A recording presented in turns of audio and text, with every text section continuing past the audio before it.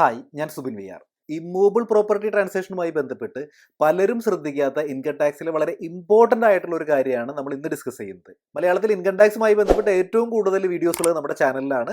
Channel ഇതുവരെ subscribe ചെയ്യാത്തവർ തീർച്ചയായിട്ടും സബ്സ്ക്രൈബ് ചെയ്യുക. ഈ പ്രോപ്പർട്ടി ട്രാൻസാക്ഷൻ ഒക്കെ നടക്കുമ്പോൾ പല ആളുകളും ക്യാഷ് ആയിട്ടൊക്കെ ഇതിന്റെ കൺസിഡറേഷൻ ഡീൽ ചെയ്യാറുണ്ട്. ഇത് എത്രത്തോളം റിസ്കി ആണ്, എത്രത്തോളം അപകടം വിളിച്ചു വരുത്തും എന്നൊന്ന് നമുക്ക് നോക്കാം. ഇൻകം ടാക്സ് ആക്ടിന്റെ 269 269T വകുപ്പ് പ്രകാരം 20,000 രൂപയിൽ കൂടുതലുള്ള പ്രോപ്പർട്ടി ഡീലിംഗ്സുകൾ എല്ലാം തന്നെ ബാങ്കിങ് ചാനലിലൂടെ നടത്തണം എന്നാണ്. അതായത് ഈ ബാങ്കിങ് ചാനൽ എന്ന് പറയുകയാണെന്നുണ്ടെങ്കിൽ ഒരു അക്കൗണ്ട് പേയി ചെക്കായിട്ട് അല്ലെങ്കിൽ ഒരു ഓൺലൈൻ ട്രാൻസാക്ഷൻ ആയിട്ട് നമ്മുടെ RTGS, NEFT അല്ലെങ്കിൽ IMPS ട്രാൻസാക്ഷൻസ് ഇതുപോലെയുള്ള ട്രാൻസാക്ഷൻസ് മാത്രമായിട്ടേ നടത്താനായിട്ട് പാടുള്ളൂ. അതായത് ഇതിന്റെ കൺസിഡറേഷൻ നിങ്ങൾക്ക് പണമായിട്ട് കൊടുക്കാനായിട്ട് പറ്റില്ല. മാത്രമല്ല ക്യാഷ് ചെക്കുമായിട്ട് കൊടുക്കാനായിട്ട് പറ്റില്ല.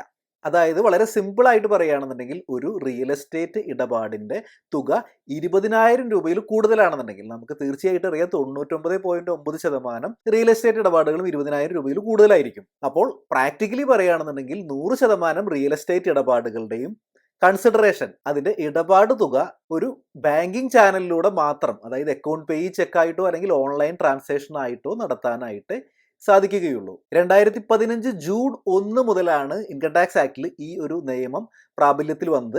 ഇത് റിയൽ എസ്റ്റേറ്റ് ഇടപാടുമായി ബന്ധപ്പെട്ട എല്ലാ പണമിടപാടുകൾക്കും ബാധകമാണ്. അതായത് നിങ്ങളൊരു അഡ്വാൻസ് കൊടുക്കുകയാണ്, അല്ലെങ്കിൽ അതിന്റെ കൺസിഡറേഷൻ കൊടുക്കുകയാണ്, അല്ലെങ്കിൽ ഈ ഡീല് നടന്നില്ല, നിങ്ങൾ അഡ്വാൻസ് തിരിച്ചു കൊടുക്കുന്നു, അല്ലെങ്കിൽ ഈ കൺസിഡറേഷൻ കിട്ടിയ പൈസ തിരിച്ചു കൊടുക്കുന്നു, ഇങ്ങനെയുള്ള എല്ലാ ഇടപാടുകൾക്കും ഇത് ബാധകമാണ്. ഇതിൽ വളരെ ഇൻട്രസ്റ്റിംഗ് ആയിട്ടുള്ള ഒരു വസ്തുത എന്താണെന്ന് വെച്ച് കഴിഞ്ഞാൽ പലരും ഈ ഒരു കാര്യം ശ്രദ്ധിക്കാതെ അല്ലെങ്കിൽ അറിയാതെ ആധാരത്തിൽ തന്നെ 50 ലക്ഷം രൂപയാണ് പ്രതിഫലം, ഇത് പണമായി കൈപ്പറ്റിയിരിക്കുന്നു എന്നൊക്കെ എഴുതി വെച്ച് കാണാറുണ്ട്. അപ്പോൾ നിങ്ങളുടെ മേത്ത് ഒരു പിഴ ചുമത്താനായിട്ട് ഇൻകം ടാക്സ് ഡിപ്പാർട്ട്മെന്റിന് ഇതിൽ കൂടുതൽ ഒരു തെളിവ് ആവശ്യമില്ല. അത് മാത്രമല്ല പലരും ചിലപ്പോൾ ആധാരത്തിൽ എഴുതിയിട്ടുണ്ടായിരിക്കാം ഇന്ന ചെക്ക് നമ്പർ പ്രകാരം പണം കൈമാറി എന്ന്.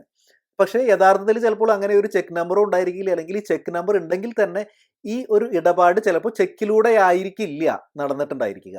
ഇത്തരം സന്ദർഭങ്ങളിലും ഇത് ഒരു ബാങ്കിങ് ചാനലിലൂടെയാണ് ഇതിന്റെ കൈമാറ്റം നടന്നത് എന്ന് പ്രൂവ് ചെയ്യാനുള്ള ബാധ്യത ഈ ഇടപാട് നടത്തുന്ന ആളുകൾക്കാണ്. ഇനി മറ്റൊരു സെനാരിയോ നമുക്ക് നോക്കാം.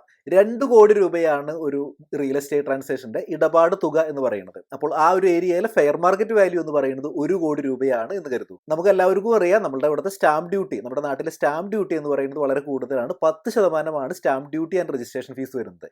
അപ്പോൾ 2 കോടി രൂപയുടെ ഒരു ഇടപാട് നടക്കുകയാണെന്നുണ്ടെങ്കിൽ തീർച്ചയായിട്ടും 10% എന്ന് പറഞ്ഞു കഴിഞ്ഞാൽ 20 ലക്ഷം രൂപ സ്റ്റാമ്പ് ഡ്യൂട്ടിയും രജിസ്ട്രേഷൻ എക്സ്പെൻസുമായിട്ട് വരും. പക്ഷെ പല സാഹചര്യത്തിലും ഈ ഒരു ഇടപാട് നടക്കുന്ന തുകയായിരിക്കില്ല അത് അവിടുത്തെ ഫെയർ മാർക്കറ്റ് വാല്യൂ വരുന്നത്. ഉദാഹരണത്തിന് നമ്മുടെ ഇവിടുത്തെ ഫെയർ മാർക്കറ്റ് വാല്യൂ 1 കോടി രൂപയാണ് എന്ന് കരുതൂ. നാച്ചുറലി ബയ്യറും സെല്ലറും തമ്മിൽ ഒരു അണ്ടർസ്റ്റാൻഡിംഗിൽ എത്തിയിട്ടുണ്ടായിരിക്കാം 1 കോടി രൂപയ്ക്ക് ഈ ഇടപാട് ഡോക്യുമെന്റിൽ കാണിക്കാമെന്ന്. ബയ്യർക്ക് തീർച്ചയായിട്ടും 10 ലക്ഷം രൂപ സ്റ്റാമ്പ് ഡ്യൂട്ടി ഇനത്തിൽ ലാഭം ലഭിക്കുന്നു. പക്ഷെ സെല്ലർക്ക് 1 കോടി രൂപ കൂടി എക്സ്ട്രാ കൊടുക്കേണ്ടതായിട്ടുണ്ട്.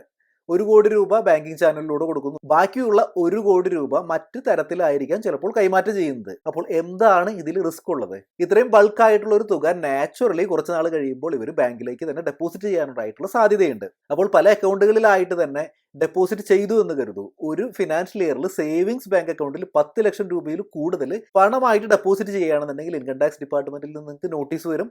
അപ്പോൾ ഈ ഒരു ഇടപാട് ഡിപ്പാർട്ട്മെന്റ് ട്രേസ് ഔട്ട് ചെയ്തു എന്ന് കരുതൂ. അതായത് 1 കോടി രൂപ നിങ്ങളുടെ ബാങ്ക് അക്കൗണ്ടിൽ ക്യാഷ് ആയിട്ട് ഡെപ്പോസിറ്റ് ചെയ്തിരിക്കും. അപ്പോൾ ഇതൊരു റിയൽ എസ്റ്റേറ്റ് ഇടപാടുമായി ബന്ധപ്പെട്ടാണ് ഈ ഒരു ട്രാൻസാക്ഷൻ നടന്നത് എന്ന് പ്രൂവ് ചെയ്യാനായിട്ട് അത്ര അധികം ആലോചിക്കേണ്ട കാര്യമൊന്നുമില്ല. കാരണം വളരെ സിമ്പിൾ ആണ്. ആ ഒരു അടുത്ത സമയത്ത് തന്നെ നിങ്ങൾ ഒരു റിയൽ എസ്റ്റേറ്റ് ഇടപാട് നടത്തിയിട്ടുണ്ട്, ഇതിന്റെ ബാലൻസ് എമൗണ്ട് ആണ് എന്ന് പ്രൂവ് ചെയ്യാനായിട്ട് വളരെ ഈസിയാണ്. അപ്പോൾ ഈ ഒരു സാഹചര്യത്തിൽ എന്താണ് ഇതിന്റെ പെനാൽറ്റി വരുന്നത്? ഇത് റിയൽ എസ്റ്റേറ്റ് ഇടപാടാണ് എന്ന് ഡിപ്പാർട്ട്മെന്റ് പ്രൂവ് ചെയ്യുകയാണെന്നുണ്ടെങ്കിൽ ഈക്വൽ എമൗണ്ട്, അതായത് നിങ്ങൾ ക്യാഷ് ആയിട്ട് ഹാൻഡിൽ ചെയ്ത ഈക്വൽ എമൗണ്ട് തന്നെ നിങ്ങൾക്ക് പെനാൽറ്റി വരും. അപ്പോൾ ഈ റിയൽ എസ്റ്റേറ്റ് ഇടപാട് നടത്തുന്നവർ പ്രത്യേകം ശ്രദ്ധിക്കേണ്ട കാര്യം ബാങ്കിങ് ചാനലിലൂടെ മാത്രം കൺസിഡറേഷൻ കൊടുക്കാനായിട്ട് ശ്രദ്ധിക്കുക. ആധാരത്തിൽ എഴുതി വെച്ചിരിക്കുന്ന ചെക്ക് നമ്പർ വെറുതെ ഒരു ഡമ്മി ചെക്ക് നമ്പർ എഴുതാതെ വളരെ കൃത്യമായിട്ട് ആ ചെക്ക് നമ്പറിലൂടെ തന്നെ ട്രാൻസാക്ഷൻ നടത്തുക, അല്ലെങ്കിൽ ഓൺലൈൻ ആയിട്ടോ അല്ലെങ്കിൽ IMPS ആയിട്ടോ RTGS ഒക്കെ ആയിട്ടോ ട്രാൻസാക്ഷൻസ് നടത്തുക. സെക്ഷൻ 271 പ്രകാരം ഇതുപോലെയുള്ള ഇടപാടുകൾ പണമായിട്ടാണ് ഹാൻഡിൽ ചെയ്തിരിക്കുന്നത് എന്ന് തെളിഞ്ഞു കഴിഞ്ഞു കഴിഞ്ഞാൽ ഈക്വൽ എമൗണ്ട് ആണ് പെനാൽറ്റി വരുന്നത്. അതായത് 1 കോടി രൂപയാണ് നിങ്ങൾ പണമായിട്ട് ഹാൻഡിൽ ചെയ്തു എന്ന് തെളിഞ്ഞു കഴിഞ്ഞു കഴിഞ്ഞാൽ 1 കോടി രൂപ തന്നെ നിങ്ങൾക്ക് പെനാൽറ്റി വരാനായിട്ട് സാധ്യതയുണ്ട്. അപ്പോൾ റിയൽ എസ്റ്റേറ്റ് ഇടപാട് നടത്തുന്നവർ പ്രത്യേകം ശ്രദ്ധിക്കുക. കൺസിഡറേഷനോ അഡ്വാൻസോ അല്ലെങ്കിൽ ട്രാൻസാക്ഷൻ എമൗണ്ട് ഏത് എമൗണ്ട് ആയിക്കൊള്ളട്ടെ അതെല്ലാം ബാങ്കിങ് ചാനലിലൂടെ തന്നെ നടത്താനായിട്ട് ശ്രദ്ധിക്കുക.